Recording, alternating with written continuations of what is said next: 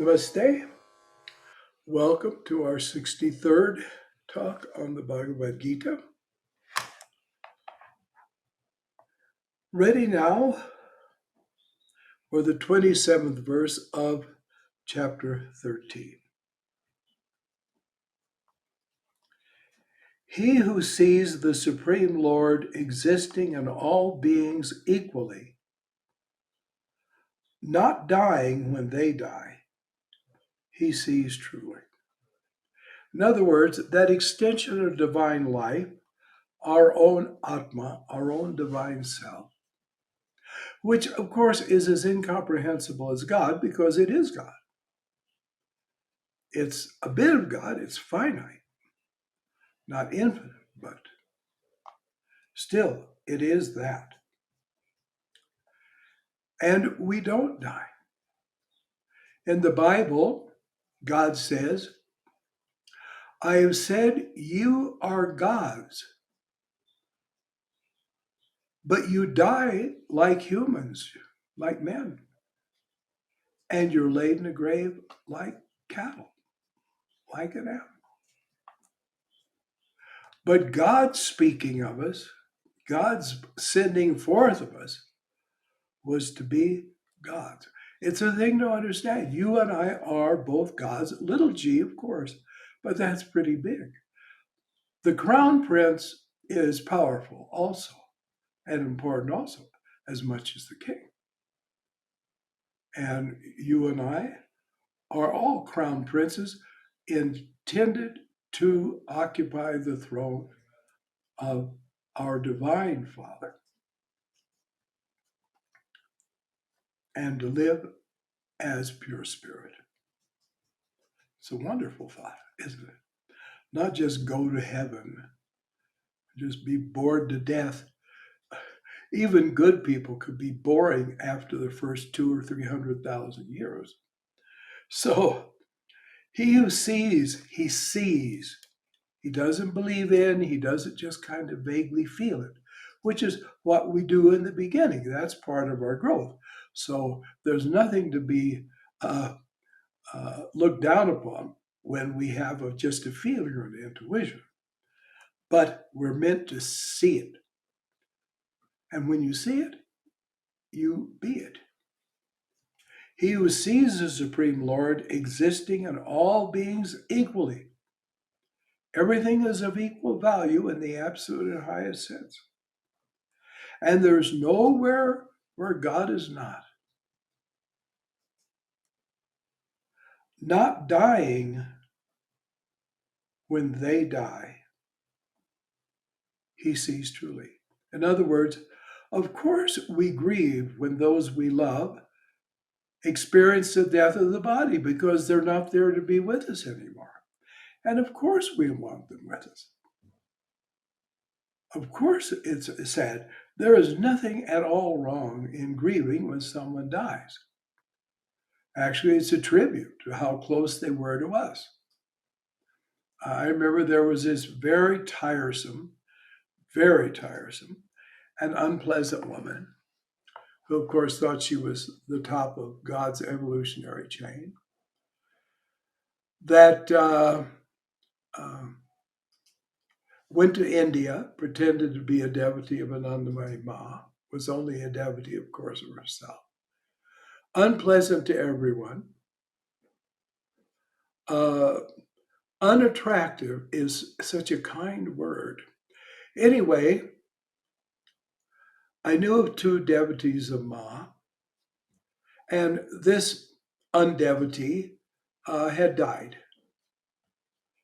And so one of the devotees said to the other devotee, "Oh, did you know Lakshmi died?"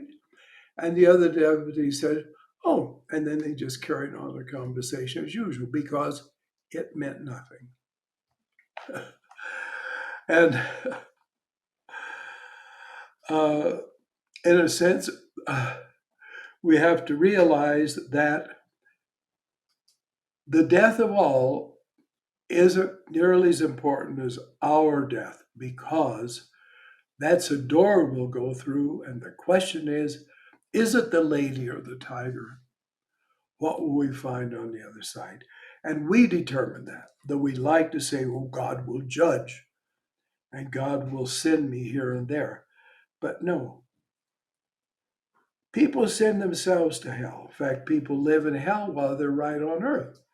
And so then naturally they go to an astral hell where they belong. What would they do if they were taken out of the environment that they've created? Truly seeing the same Lord existing everywhere. That's a wonderful thing to be able to do.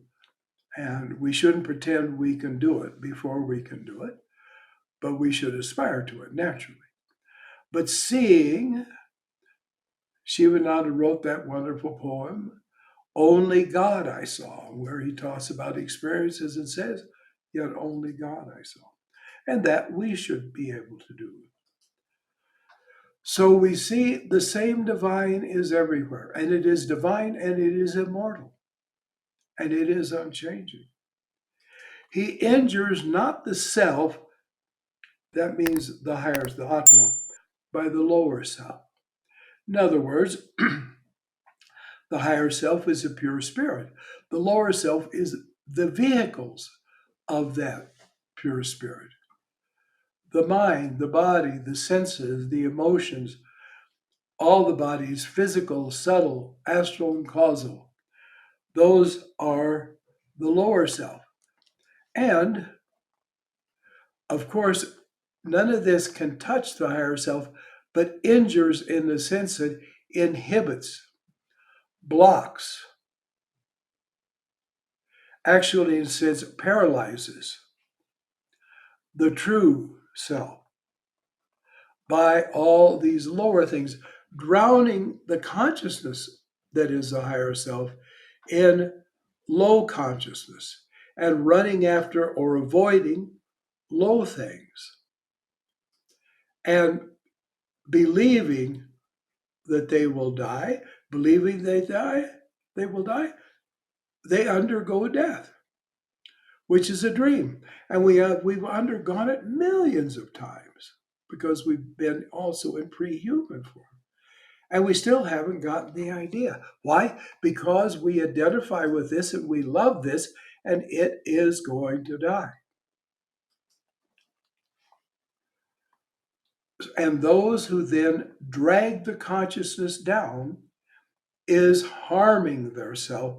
In a sense, it is continuing to bind itself and to bring misery into the experience of the self. So then, those who see the same Lord existing everywhere injures not the self by the lower self, and he's the only one who does it. Talking about, oh, I am immortal, I am this and that, as if, oh, yes, I'm elevating myself. No, you're not. You're just pumping up your intellect with your ego. You have to be a yogi and see it and know it. Then he goes to the supreme goal. I remember shocking a young man I had known from his childhood and my childhood. And his father and mother were both absolutely angelic people and truly profoundly religious people. His father was a marvel, a marvel. He had uh, 3 children to support and his wife. And if he had a job, any part of which was against real spiritual moral principles, he'd quit it. And he'd go get another job. And he wasn't trying to avoid work, but he would see what he got a job in one place. It was a place I knew of. And the business was legitimate, but the people were corrupt.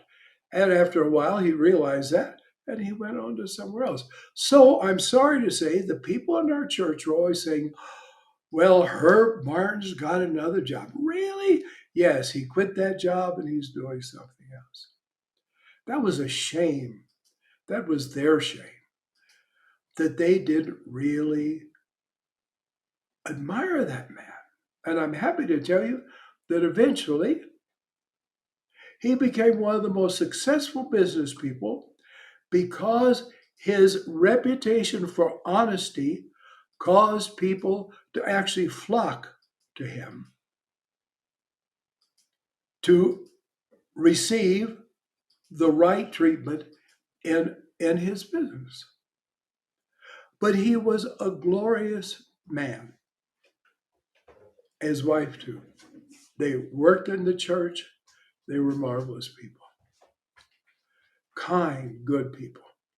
So I shocked Irvin when I said, when I hear of people dying, I think it's unfortunate because what have they done with their life?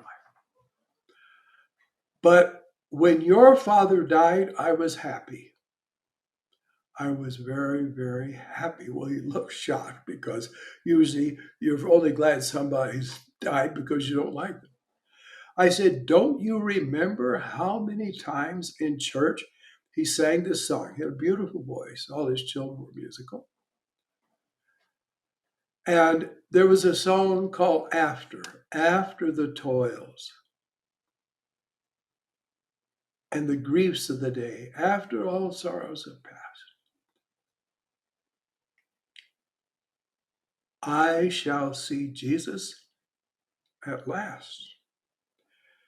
And the refrain said, he will be waiting for me, seated upon his throne, after the day is through. And I said, wasn't that the truth? Didn't he go to that greater day? Didn't he go to bow at the feet of the king? Yes, he said. I said, and you expect me to not be happy about that?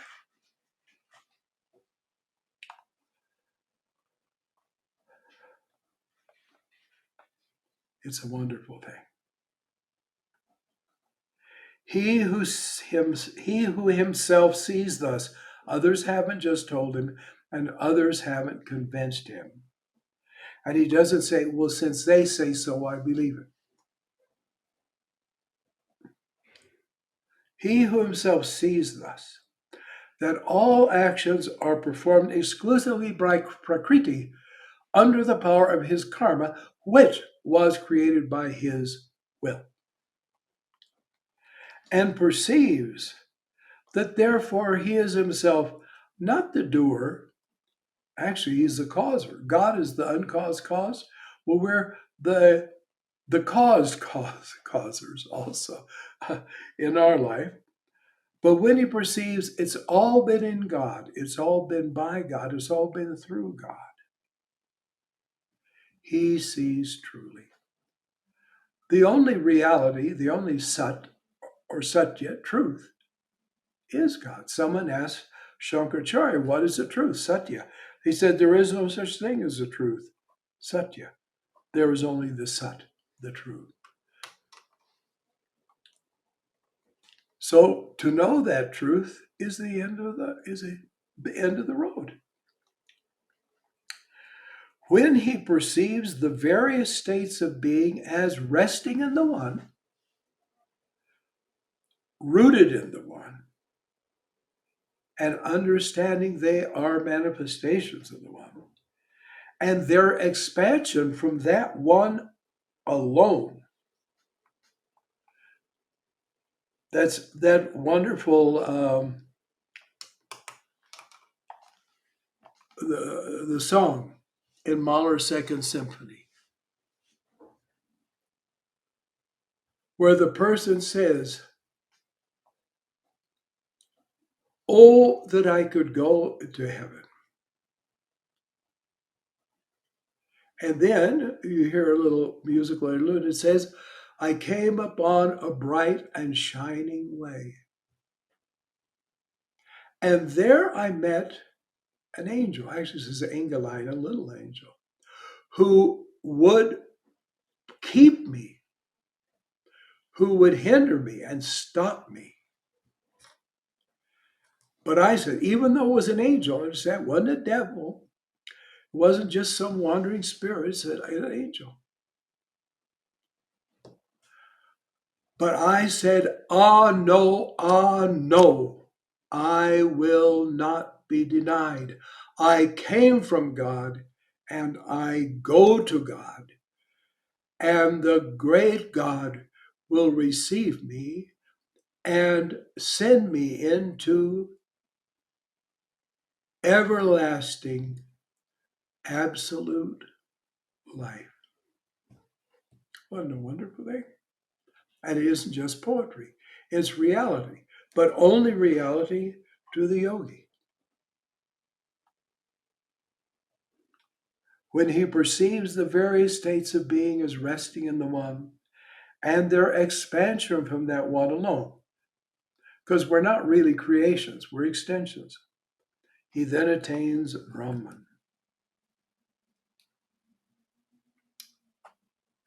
This eternal supreme self, without beginning, devoid of gunas, devoid of qualities, and it also means devoid of any touch with those subtle energies that can be shaped into those three modes of energy behavior. Even though dwelling in the body does not act, nor is it tainted. And when it says this eternal supreme self, it means the absolute, of course, the self of ourself, but only dwells in the body through us. God, the infinite, cannot be encompassed by the body, is not even, in a sense, focused in the body. So there are two of us there, two spirits, finite spirit, infinite spirit. But that which attains Brahman is a finite spirit. This eternal supreme self, without beginning and devoid of gunas, has shed all that relative existence, or is beyond it all, I should say, not shed it. Even though dwelling in the body does not act, nor is it tainted. Because that's the truth. The true self doesn't have ears, it doesn't have eyes, it doesn't have hands and feet, doesn't have a tongue to say silly things and get in trouble with. It's beyond that. So when we put our consciousness in that, and it doesn't mean that we come down here and mess around and live like fools and then somehow get up in the higher self and say, oh, I'm there, I've attained. No, because we'll be pulled right back down into the mud puddle and, like a fool, make mud pies along with the rest of the foolish people. So we have to understand we've got to get beyond all coming and going, liking and disliking, living and dying. So that's the next verse. As the all-pervading ether, the akasha, which is the basis of all the other elements, it's the substratum, the primal element, the original element of all things. As the all-pervading ether, because of its subtlety, is not tainted. In other words, just think of the air around us. Well, you can spray colored dye into the air or any such thing. The air can't be colored. It could convey color, or it could for a while bear the color, but it isn't touched. And ultimately goes back. Well, I can see. I don't see anything. I can say I'm looking at the air, but I'm not seeing the air at all. So it can't be tainted. So you and I cannot be tainted. So when we do wrong, we should regret it. But we shouldn't get all depressed like, oh, because it isn't really us. Now, there are people who like to say there's no sin because they want to do any evil thing they want and say, but I'm metaphysically, I'm wise and I know I can't sin. No. In fact, they're the worst people of all. So the self seated in the body is not tainted at any time in any situation. Therefore, what about this word repentance? The word that's used, translated that in the Bible, means to Turn and go back. That's what it's not saying, oh, I'm sorry. Oh, God, I'm sorry.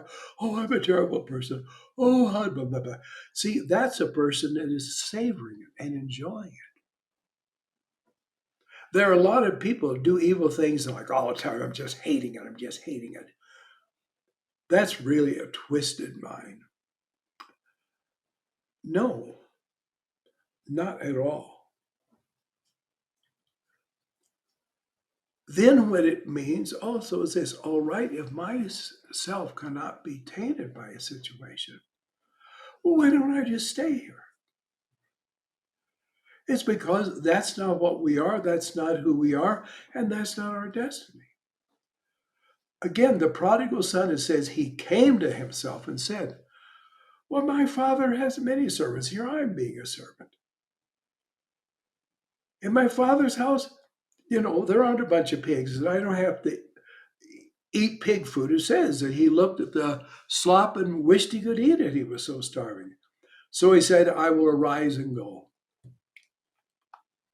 The real person is the person that says, I'm not this, and I'm going. And they go. And that, of course, is only the yogi. Only the yogi. I remember a minister telling kind of a story, heaven knows if it happened, but about someone who was in church and they were singing these hymns and they kind of fell asleep and had a dream that they went way up into the heights of heaven, into the heavenly world. And instead of a whole congregation singing, they just heard the voice of one child singing, meaning that one voice alone made it up to the highest. So we must so live that our voice, which often in even Western spiritual literature is used as a synonym for the spirit, because it is the speaker, the one that produces Shabda, by which we become liberated. So then, that's what the yogi is. He's going home. He's bought a one-way ticket, not a two-way ticket. He won't be back. He's getting out. He's leaving the pigsty and going back from whence he came. And that is what it is to be a yogi. And that's what we are or must be if we're going to be a yogi and go back where we came from.